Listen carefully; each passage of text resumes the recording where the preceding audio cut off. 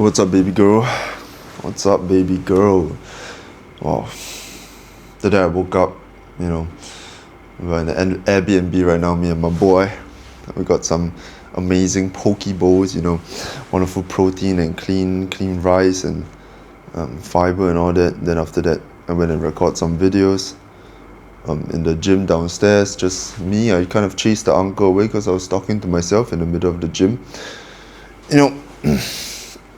Feels good right now. Life feels good. Got some videos recorded for the fitness thing, the fitness business that I want to start. So, things are going pretty nicely. I want to talk about how self-improvement can become a vice. And I think we already know this, right?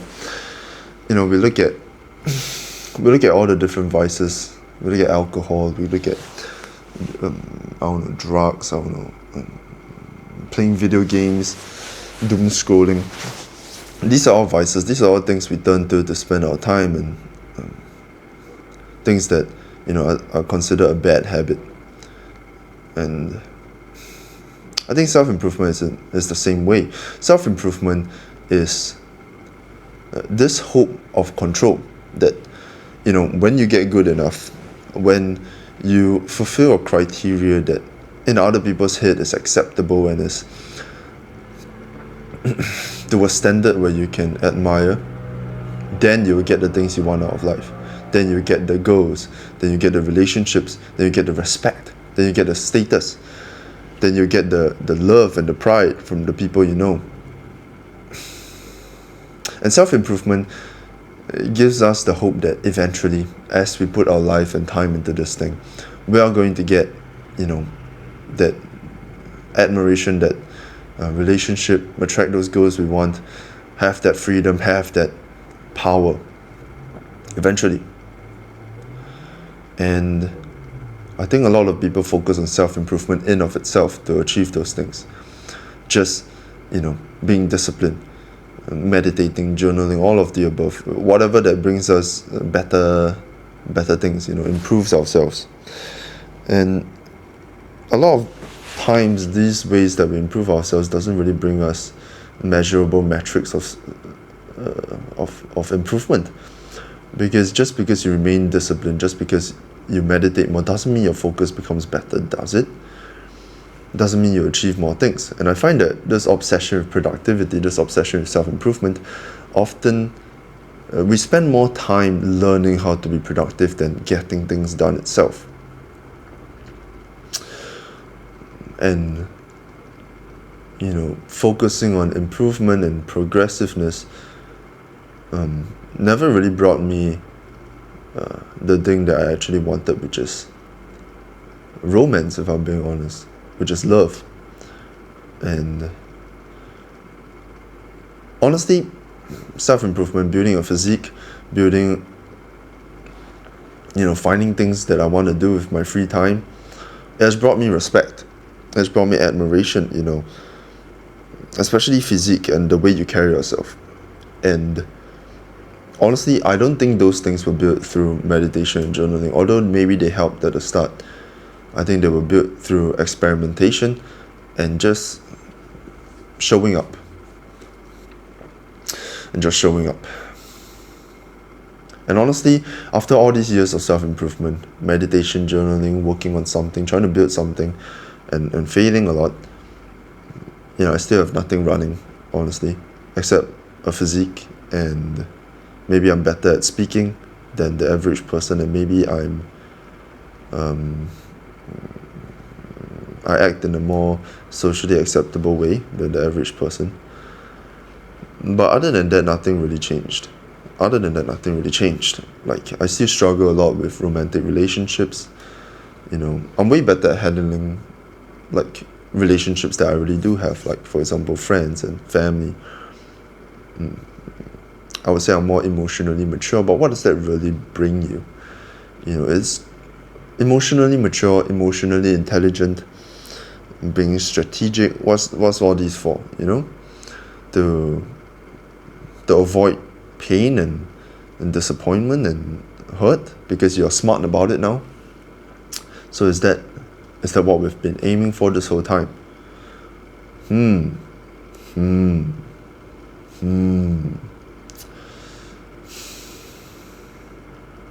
know, even after looking much better, building the physique I want, doesn't really mean that I attract the goals I want anyway. Because, you know, just because you are materially better as a human being, just because you're more fit, more jacked, more well-spoken, more well-mannered, more emotionally intelligent, doesn't bring you the goals you want. It just doesn't, because you can't force relationships to happen. And you see these ugly, retarded people who don't think get the goals you want. And that's just because, you know, I think focusing on connection and focusing on yourself so you become a more valuable asset are two different things. And I think I've really been neglecting the focusing on connection, but every time I feel like somebody doesn't accept me and care about me as much as I care about them, I immediately turn to self-improvement. I immediately turn to, I just need to get 10% body fat, I just need to make a certain amount of money. Then they will come eventually. And maybe that's true. Maybe that's what I need to do right now. But I do think that it is because that I always choose to turn back into this vice of self-improvement rather than risking more rejection, pouring myself more into the connection and seeking it. And that's why I've never been able to, get the relationship and connection I want, because, you see these retards and these ugly people who don't focus on self-improvement, they get the things they want.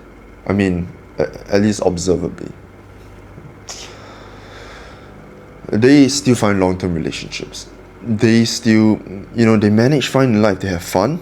They have awesome relationships, all while being retarded about it. All without being strategic, without being super disciplined and productive and well-structured.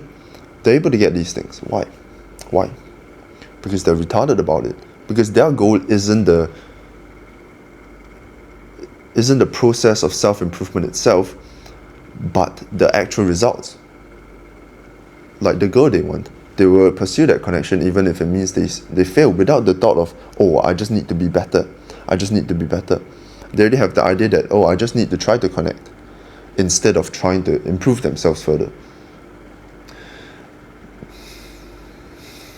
And so they go after the goals directly rather than trying to look back into themselves and then going out there again when they feel courageous enough, when they've proved to themselves after a period of self-improvement that they are good enough, only to realize they're still not, because nobody is, right?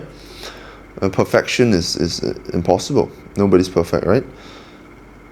And a lot of times when we get onto self-improvement, we avoid so many sins, we avoid so many bad habits that it becomes incredibly hard for us to connect with other people. We're too prideful to risk that rejection, too prideful to risk putting ourselves out there for that connection, because we believe that it is a waste of time and we should just focus on ourselves, and eventually people will show up for us. Eventually people will come to us because we just become somebody who provides so much value that we attract people. And that is our game plan. But does it really work? Because, most of the things I want came after I focused on connection itself. After I willingly went after what I genuinely found fun, and I hung out with people more, and I let myself go more. I let myself, enjoy more around other people, eat the junk food, watch the TV shows, do all of the above that I genuinely enjoyed. I think Goy Slot is fine if you actually enjoy it. Like a lot of us, we think that, if we just focus on what makes us happy or what we enjoy, we'll just play video games all day. But, I don't know. Do you really feel that way? Because when I focus on what I genuinely enjoy, and I just do whatever in the moment, I don't actually want to doom scroll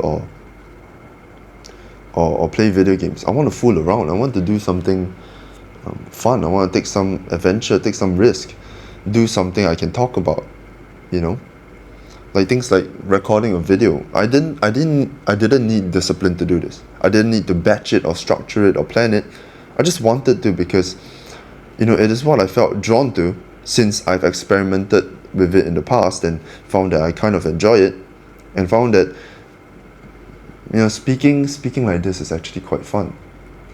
The thought of somebody else listening out there, the thought of the person I care about listening to it, the thought of me being able to come to some sort of conclusion by just sitting and thinking about it, and not thinking about it in a way that's ruminating, but in a way where it could connect people by putting it online. I think that's cool. And it's not like I rationalized with it, then I came to the conclusion that I enjoy it. It's not like I sat there and think, oh, what would I enjoy with all these different thresholds and criterias and ticks all these boxes, and then I found out that it was recording videos. It was because I fooled around and I recorded a shit ton of videos from Discipline that I realized I actually enjoyed. So it's about fooling around. I hate video games, not because, you know, if I really, really feel like it, fuck it, I'll play some video games. But I often don't enjoy it at all. And it's not like something that I have to fucking, set a time limit on my phone, or something that I have to take a lot of steps to stop myself from doing. It is just something that I naturally don't do. Just like with porn addictions and doom scrolling, the more you think about avoiding it, the more you're going to do it, just because it sticks in your head. Just because. Like those people who are absolute fanatics of NoFap and trying really hard to quit their porn addiction and learning why it's so bad for you. The reason you're still stuck there is because you're obsessed with the idea of it itself. The second you expand into other things, you experiment, you fuck around, you find out what you genuinely enjoy, you think of it in a way less serious way, you take it way less seriously, I think you will stop. Like, instead of thinking of porn as, you know, something that you have to avoid, something that's so bad for you, something that is destroying your life and you need to abstain from, but you can't help but consume a little bit, so you need to be gentle with yourself and slowly, progressively reduce it, instead of being so fucking autistic about removing it from your life. You gotta be stupid about it. You gotta take it less seriously. You gotta take your vices less seriously. You know, and you gotta hold on to less shame. The more shameful you are about it, the more you cling on to it. For some reason, I'm telling you. For porn, for example, nobody fucking watches lesbian porn, right? Nobody gives a shit, because we want to live vicariously through the person with a penis. So why don't you make your aim to not look at anyone else's penis for the next month? Just don't look at a penis. You know, take it less seriously. I'm gonna not look at another man's wiener for the next month.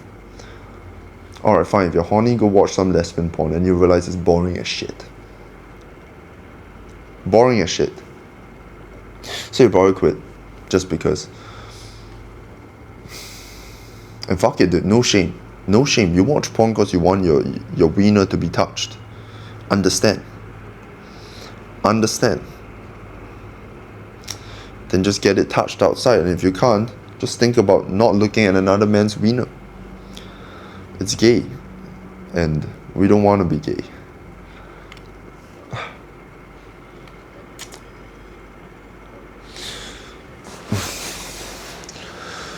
I think it's all about selecting your vices, right? Self-improvement gives us the hope of control.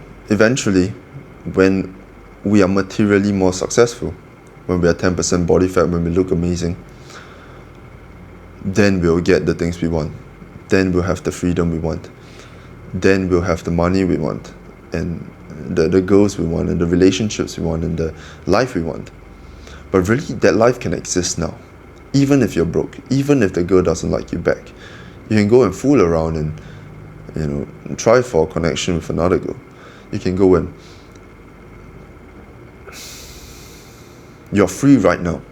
You're literally free right now. Because if you are unafraid of what you could potentially lose, you are free. And you can make that choice right now. As unrealistic that choice is. But you can choose to be free if you really want. Right? If you didn't fear death, if you didn't fear the law, if you didn't fear what your family thinks, what the people you know thinks about you, If you didn't fear anything, you are powerful. You are free. You can literally do anything you want. I mean, you will face consequences, but if you don't fear the consequences, you're literally free. So, everything you want is right in front of you already. It's about how far you're willing to go, how much you're willing to fuck around. So self-improvement doesn't need to be this resentful, bitter thing where, eventually I'll have this, eventually I'll get that, eventually I'll be free. Once I focus, and go through all these trials and tribulations and holding on to this resentment and anger for a long period of time, and then eventually I'll make it. And then when I make it, I'll be happy and I'll be free. No, man. You're free to fool around right now. You're free to fool around right now. You just have certain restrictions, and those restrictions aren't the worst in the world, honestly. And you'll probably have more when you have more money and more all of the above that you've garnered from self-improvement. You'll probably have more restrictions then. You're free right now. So what do you really want to do? Pick your vice. Self-improvement is just another vice. Like alcohol or doom scrolling or video games. It's just a means of spending your time. And as long as it doesn't, as long as it isn't destructive towards you, technically it's alright. Technically it's alright.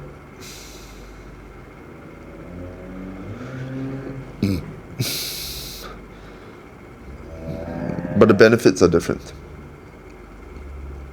You drink, you get the high. You get to fool around with your friends. Amazing. You self-improve, you get to enjoy the benefits of being 10% body fat and being admired for that and looking at yourself in the mirror and feeling amazing.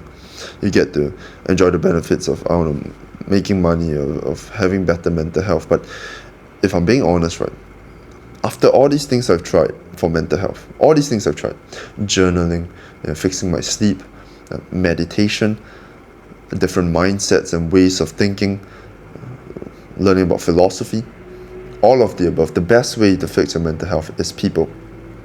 It's people. If you have a consistent group of people who are very solid, who are honest with you, who have a lot of fun, that you genuinely have fun with and you're not forcing shit, that is when your mental health just comes, just goes full 180 and it becomes beautiful. I think mental health is fixed completely by connection. I really think it is. All the depression, anxiety goes away when you have a consistent group of people who love you, who care about you, who check on you, who you check on. And if you're able to foster this, if you have the skills to, and the willingness to, you fix all your problems. You fix all your problems.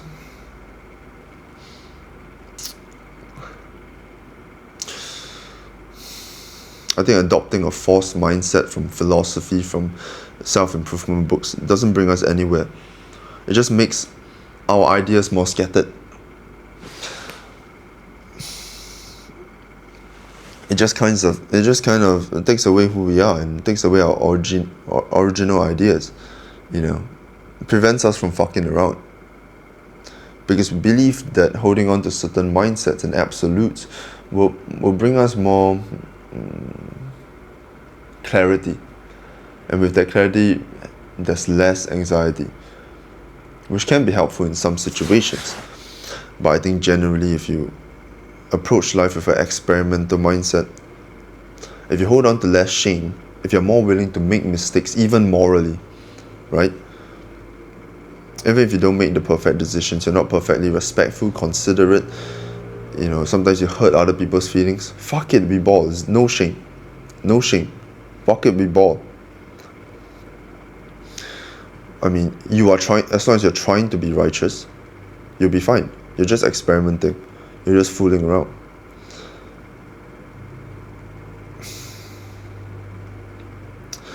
So in a world where there's no absolutes, in a world where there's no right way to live, right way to approach things, in a world where value hierarchies differ from person to person, in a world where anything can fucking happen,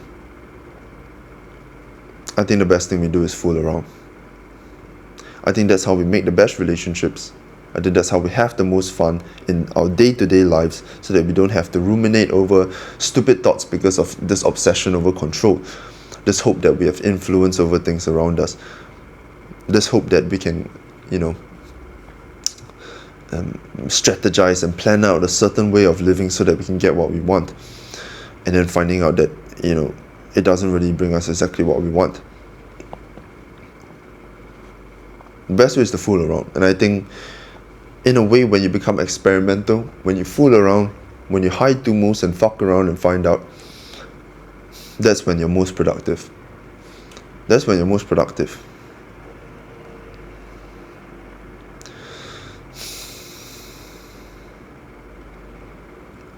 Our best work is always done when we're fooling around, not when we're focused on productivity and deep work and all of the above. Of course, we can use these techniques like deep work to go after the things that we are fooling around for. Like, just to try out this business, we can try out this way of focus just because. And it sounds kind of stupid, but I think that going about life in this experimental manner, in this unplanned manner, in some way it becomes more clear and more structured, because now, right, you are given the freedom to understand that this is your choice, and understand that you're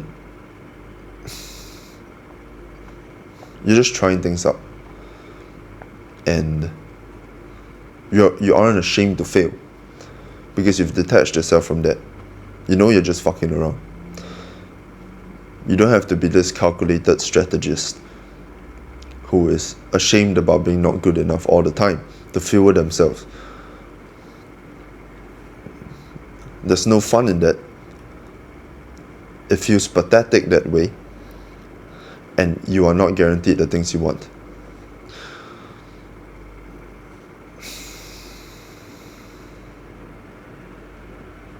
So you gotta have fun. You gotta let go of those funny restrictions. Of course, having goals are important, but I don't think goals actually work. I think you create those directions yourself, and by following your instincts and learning to trust your judgment and your decision making on a day-to-day basis, without having to plan or write everything out, without having to set New Year's resolutions, that's how you find out what you truly want. In a weird way, not writing down what you want helps you find out what you really want, because that way you know what comes back and reminds you, what comes back and tickles you every single day, and those are the things you want, right?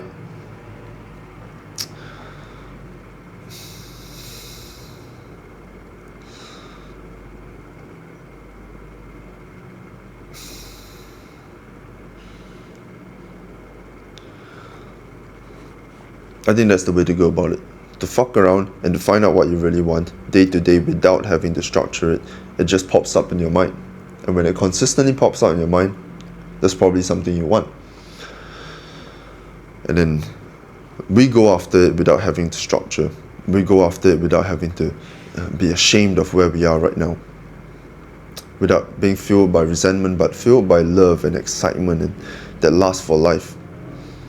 And of course, some days those things will go away, but because we are consistently reminded, of what we want, even on those days that we feel terrible, we might find that clinging on to what we find fun and what we find fulfilling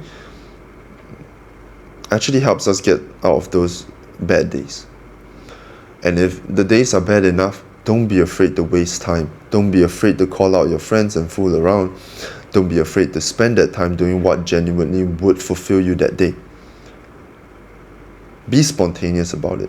Because if we try to force something to happen on those really, really bad days, or we try to use shame and leverage it, we're going to end up turning to our destructive habits like doom scrolling, video games, porn, all of the above. But if we just focus on trusting ourselves, trusting our instincts, following what we genuinely want, We are way less likely to be destructive on those days that we feel terrible, because we have less resentment, because we carry less shame, and we just follow what we find fulfilling.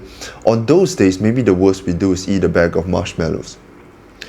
Maybe on the bad days where, we don't feel like doing anything, fuck it, I won't do anything, I'll go spend time with my friends, I'll go eat a bag of marshmallows, instead of dumping a shit ton of alcohol into our system, instead of jerking off 6 times a day, instead of doom scrolling 8 hours, instead of playing video games until the whole day ends and getting addicted to the video game, and having to use shame to force ourselves out of the video game, when the shame was what caused us to turn to the video game to escape from reality.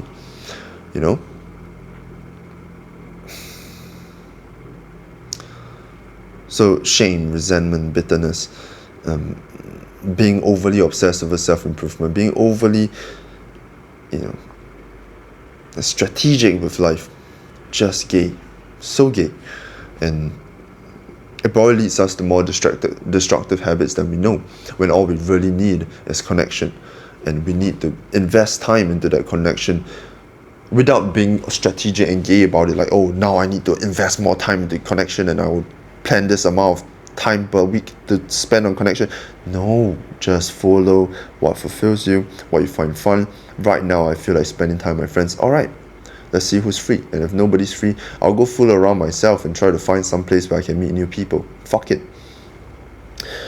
You gotta really sit down and think sometimes about what you truly want to do in that particular moment. It doesn't have to be super structured. And when the things you want to do, the things that fulfill you, that heal you, become consistent, that's when you know you want to do that thing. And that's when you know that's something you want to pursue, or maybe that's your passion, or maybe that's something that you can be productive in without being strategic and calculative about what to be productive in. So you gotta try, you gotta experiment, you gotta fuck around and find out, you gotta be spontaneous, you gotta not leverage off these negative emotions, because they just lead to more destructive things that will just mess you up even further, make you question your goals more, make you question what fulfills you more. So fuck around, we ball, don't need shame. I think that's what self-improvement really is about. To fuck around and find out. Fuck around and find out. And be righteous. Righteously fuck around and find out. That's how we gotta do it, boys and girls. That's how we gotta do it.